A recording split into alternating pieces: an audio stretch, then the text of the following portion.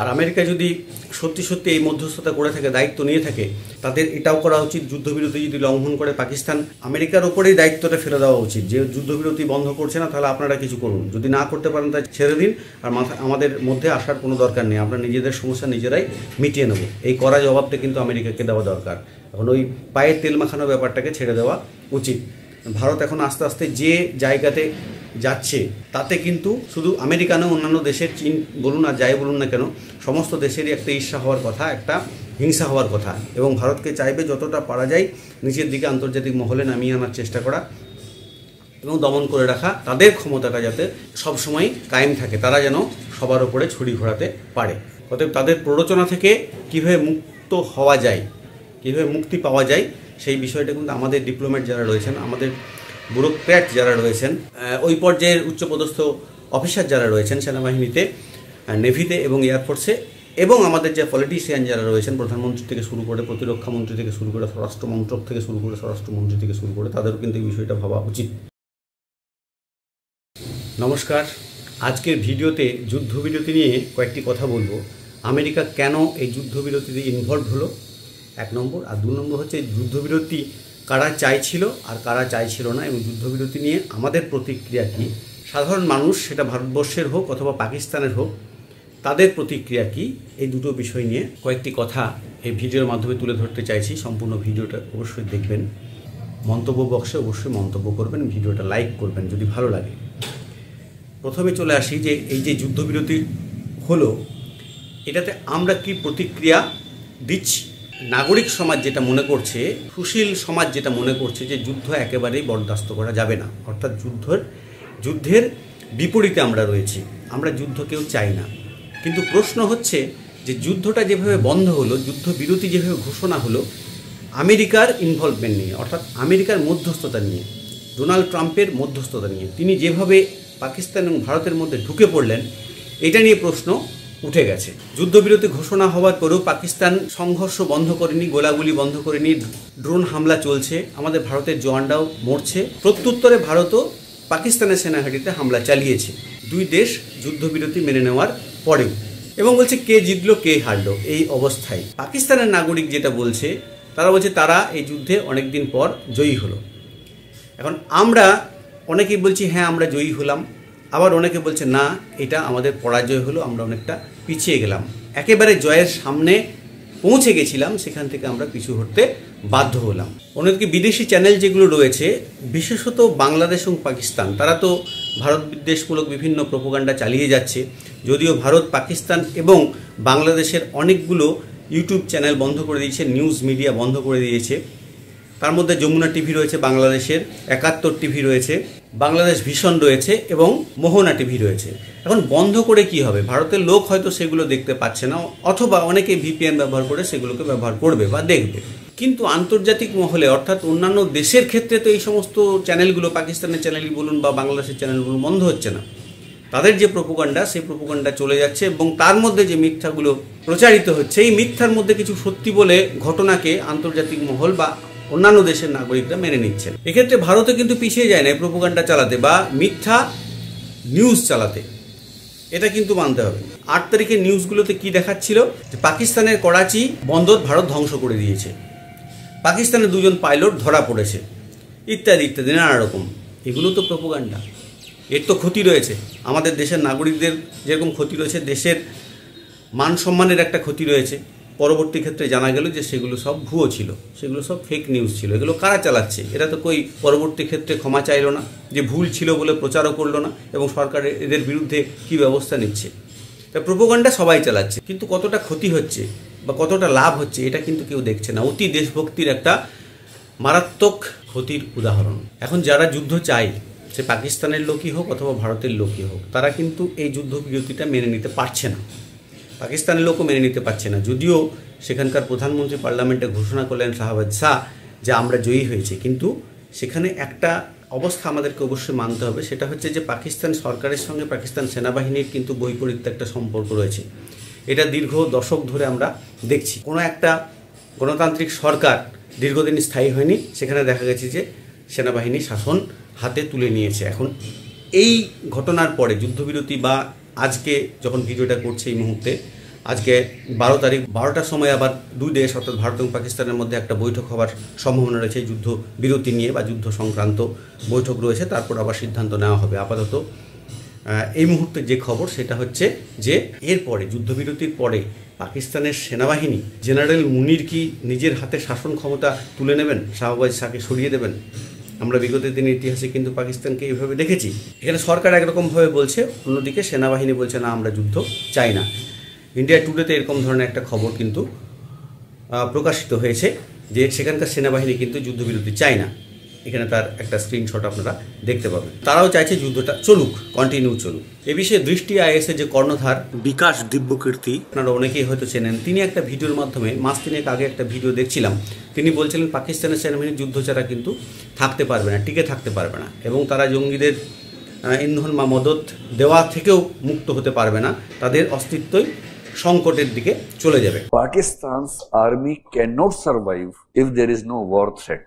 Cannot survive. মানে সেখানে যদি যুদ্ধ পরিস্থিতি তৈরি না হয় তাহলে পাকিস্তানের সেনাবাহিনীর অস্তিত্ব সংকটের মধ্যে থাকছে। তার জন্যই তারা কি করতে চাইছে, তার জন্যই তারা যুদ্ধটাকে কন্টিনিউ করতে চাইছে। হ্যাঁ, করুক, অসুবিধা নেই। ওরা যদি কন্টিনিউ করতে চায়, ভারতও প্রস্তুত রয়েছে। এই যুদ্ধবিরতি নিয়ে ভারতের যে অবস্থান, দুটো শিবির তৈরি হয়ে গেছে, যে কেউ বলছে না যুদ্ধটা এই মুহূর্তে, যে একটু আগে যেটা বলছিলাম যে প্রায় আমরা জেতার কাছাকাছি চলে এসেছি, এই মুহূর্তে যুদ্ধবিরতি কোনো আমেরিকার ইনভলভমেন্ট কেন? বিদেশ সচিব রয়েছেন বিক্রম মিস্ত্রি, তাকে আবার সোশ্যাল মিডিয়ায় অনেকে গালাগালি দিচ্ছেন, তাকে গদ্দার বলছেন, তাকে দেশদ্রোহী বলছেন, বিভিন্ন ধরনের এইগুলো সুস্থ মানসিকতার কোনো লক্ষণ কিন্তু নয়। অতি দেশভক্তি, অতি ভক্তি যেমন চোরের লক্ষণ হয়, অতি দেশভক্তি কিন্তু অন্যরকম একটা দৃষ্টি আকর্ষণ করে, অন্য একটা ভূমিকা গ্রহণ করে। তিনি একজন আইএফএস অফিসার, তাকে যেভাবে নির্দেশ দেওয়া হচ্ছে, তাকে মুখপাত্র হিসেবে সামনে রাখা হয়েছে, ফোকাস হিসেবে সোফিয়া কুরেশিকে রাখা হয়েছে, ফোকাস হিসেবে ভূমিকা সিংকে রাখা হয়েছে, জনগণের সঙ্গে প্রেস কনফারেন্সের মাধ্যমে একটা কমিউনিকেশন তৈরি করা, যোগাযোগ তৈরি করার বিষয়টাতে। তো তাকে গালিগালাজ দিয়ে কি হবে? আমরা এত দেশভক্তিতে নিজেদেরকে উজাড় করে দিয়েছি যে কোন জায়গায় কাকে কি কথা বললে কি ক্ষতি হতে পারে, এটা কিন্তু আমরা দেখছি না। জানি না সেগুলো পেড কমেন্ট কিনা, অর্থাৎ তাদেরকে পয়সা দিয়ে কমেন্টগুলো করানো হচ্ছে কিনা, কোনো লোক বা কোনো পার্টি করাতেই পারে। আরেকটা কথা বলছিলেন যে আমেরিকার ইনভলভমেন্ট কেন? আমেরিকার ইনভলভমেন্ট কিন্তু এই যে হঠাৎ ঢুকে গেল এর মধ্যে যুদ্ধবিরতিতে, ডোনাল্ড ট্রাম্প হঠাৎ ঘোষণা করে দিলেন যে আমার মধ্যস্থতা এই সব শুনেছে, তারা খুবই ভালো, তারা যে খারাপ দিকটা বুঝেছে এবং যুদ্ধবিরতিতে মত দিয়েছে। তো যাই হোক, এখন আমেরিকার ইন্টারেস্টটা কী? কেন? আমেরিকা তো কয়েকদিন আগে পরোক্ষভাবে আইএফএম দ্বারা পাকিস্তানকে লোন দিল, লোন দিয়ে দিল। তা লোন দেওয়ার পরের দিনই তিনি যুদ্ধবিরতিতে রিকোয়েস্ট করলেন, মধ্যস্থতা করে দিলেন। তার উদ্দেশ্য হচ্ছে কিছুই না, দুটো। একটা হচ্ছে নিজের ক্ষমতাটাকে বজায় রাখা, নাটের গুরু হিসাবে নিজেকে সারা বিশ্বে প্রতিষ্ঠিত করা, সারা পৃথিবীর ক্ষমতার কন্ট্রোলটাকে, নিয়ন্ত্রণটাকে নিজের হাতে রাখবো, 1 নম্বর। আর 2 নম্বর হচ্ছে মুনাফা অর্জন করা। তার লাভ হচ্ছে কিভাবে আমি টাকা রোজগার করব, এই হচ্ছে তার প্রধান উদ্দেশ্য। এখন এরপরেও ও কী বলছে যে কাশ্মীরের যে সমস্যা, সেই সমস্যাটা কিন্তু আমি নিজে দেখব। কেন কাশ্মীরের সমস্যা তাকে দেখতে হবে? কেন দেখতে হবে? তার জন্য যদি থাকে, ইউএনও রয়েছে, ইউএনওর আরও অন্যান্য যে সদস্যগুলো রয়েছে তারা থাকবে। আমেরিকাকে কেন নিজে, ডোনাল্ড ট্রাম্পকে কেন নিজে দেখতে হবে? এই নিয়েই হয়েছে আমাদের দেশের নাগরিকদের মধ্যে একটা দ্বন্দ্ব তৈরি হয়ে গেছে। আসলে একটু শক্তিশালী দেশ, ক্ষমতাশালী দেশ, সেই জন্য তাদের প্রতি অনেকে একটু মানে পদলেহনের ব্যাপারও রয়েছে, সেরকম অনেকে চাইছেন না। ভারত তো একটু আস্তে আস্তে, হ্যাঁ, আরেকটা উদ্দেশ্য হতে পারে যে ভারত যেহেতু একটু আস্তে আস্তে উন্নতির দিকে যাচ্ছে, একটু ডেভেলপড কান্ট্রির দিকে যাচ্ছে, উন্নত দেশের দিকে যাচ্ছে, আমেরিকার কি এটা সহ্য হচ্ছে না যে এই মুহূর্তে ভারত প্রায় জেতার কাছাকাছি চলে এসেছিল, প্রায় অনেকটাই আমরা কাছাকাছি চলে এসেছিলাম, ঠিক এই মুহূর্তে ওর হস্তক্ষেপ করতে হলো ওকে, যে এই মুহূর্তে ভারত যদি মানে যেটাকে বলছি আমরা জগৎসভায় শ্রেষ্ঠ আসন লবে, সেই জায়গায় যদি চলে যায় তাহলে তো তার ক্ষমতাটা অনেকটা খর্ব হয়ে যাবে, তার দাদাগিরি তার করা যাবে না। এখন সেটা কি আমাদের দেশের যারা কর্ণধার রয়েছেন তারা বুঝেছেন কি না জানি না, বা এর অন্য একটা কারণও হতে পারে, সেটা একটু পরে বলছি যে কেন যুদ্ধবিরতিতে গেল। ভারত কেন গেল? তাদের যদি নিজস্ব চিন্তাভাবনাতে গেছে যদি, তাহলে কোনো কিছু বলার নেই। আর যদি সত্যি সত্যি আমেরিকার অঙ্গুলি হেলনে বা তাদের কন্ট্রোলে, তাদের সুতোর দড়িতে যদি নাচতে শুরু করেছে, তাহলে কিন্তু বিপদ আছে। তাহলে কিন্তু ওই আমাদের যে একটু ওপর দিকে আপলিফ্ট হওয়ার কথা, অর্থাৎ একটু কন্ট্রোল রাখার কথা অন্যদেরকে, সেটা কিন্তু একটু মনে হয় যেন হস্তক্ষেপ, সেটা যেন একটু কী হয়ে গেল, হাতছাড়া হয়ে গেল। যেটা বিকাশ দিব্যকীর্তি বলছিলেন, ওই দৃষ্টি আইএসের যিনি কর্ণধার, সেখানে তিনি বলছিলেন যে 1990 দশকের ওই কার্গিল যুদ্ধর সময়ের প্রেক্ষিতটা তিনি টেনে এনেছিলেন, যে বাজপেয়ী সাহেব কার্গিল যুদ্ধে জিতে গেলেন, মানে ভারত জিতে গেল, কার্গিল যুদ্ধে জিতে গেল। তখন বাজপেয়ী সাহেব কী করলেন, যে আমাদের কয়েকজন বুদ্ধিজীবীকে নিয়ে, ভারতের বিশেষ নাগরিকদেরকে নিয়ে, যেমন সেখানে কপিল দেব হয়তো ছিলেন, সেখানে ছিলেন দেবানন্দ ছিলেন, আরও অনেকে ছিলেন, 12 জন 14 জনের টিম, আমার ঠিক এখন মনে পড়ছে, তাদেরকে নিয়ে সেই মুহূর্তে পাকিস্তানের যিনি প্রধানমন্ত্রী ছিলেন নওয়াজ শরীফ, তার সঙ্গে দেখা করতে গেছিলেন, যে ভারত এবং পাকিস্তানের মধ্যে একটা সুসম্পর্ক তৈরি হোক, আমরা সম্প্রীতির একটা বন্ধনে আবদ্ধ হই, বন্ধুত্বপূর্ণ একটা পরিবেশ তৈরি করি, এবং এই এলাকার দক্ষিণ পূর্ব এশিয়ার উন্নয়নে আমরা দুজনে সামিল হই। এটা আমেরিকা কিন্তু খুব একটা ভালো চোখে দেখেনি, যে পাকিস্তান এবং ভারতের যদি সম্প্রীতি বা বন্ধুত্ব সম্পর্ক তৈরি হয়, তাহলে কিন্তু তার অসুবিধা আছে, অর্থাৎ আমেরিকার অসুবিধা আছে। তখন তারা কি করলো, তারা কিন্তু এই দুই দেশের মধ্যে বৈরিতা আবার বাড়াবার চেষ্টা করলো, ঠিক আছে। আর ঠিক সেই মুহূর্তে, ওই সময়টাতেই নওয়াজ শরীফকে সরিয়ে পড়ে তখন কে এলো, পারভেজ মুশারফ, সেনাপ্রধান, তিনি কিন্তু পাকিস্তানের ক্ষমতা নিজের হাতে নিয়ে নিলেন। আমেরিকা তখন কি করলো, আমেরিকা তখন কিন্তু F-18 তৈরি করে ফেলেছে, যুদ্ধ বিমান F-18 তৈরি করে ফেলেছে। এখন পাকিস্তানকে তখন বলছে, তোমরা কি F-16 নেবে?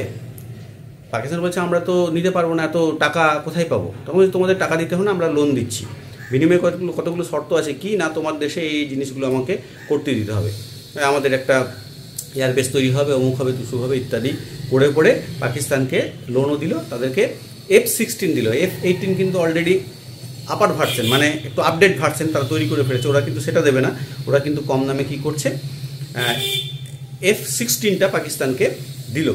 তখন কিন্তু ভারতের সঙ্গে একটা সম্প্রীতি, মানে একটা বন্ধুত্বপূর্ণ সম্পর্ক তৈরি করে ফেলেছেন আমাদের প্রাক্তন প্রধানমন্ত্রী অটল বিহারী বাজপেয়ী। এখন ইন্ডিয়ান মিডিয়া তখন কি করলো, যে পাকিস্তান F-16 কিনে ফেলেছে, মানে আমাদের থেকে একটু আপডেট বিমান তারা কিন্তু কিনে ফেলেছে। এখন সারা দেশের মানুষ তখন এই নিউজ দেখে একটু হকচকিয়ে গেল, একটু উত্তেজিত হয়ে গেল, যেটা পাকিস্তান আমাদের থেকে যদি শক্তিশালী হয়ে যায় তাহলে তো বিপদ। তখন কি করলো, তখন আবার ভারত কি করছে, ভারত কিন্তু আবার আমেরিকার কাছ থেকে আবার F-16 কিনছে। তখন আমেরিকা তখন কি বলছে, আমেরিকা বলছে, এত কম দামে তো পাকিস্তানকে দিয়েছে, ওই কম দামে দেওয়া যাবে না, তোমাদেরকে এই দাম লাগবে।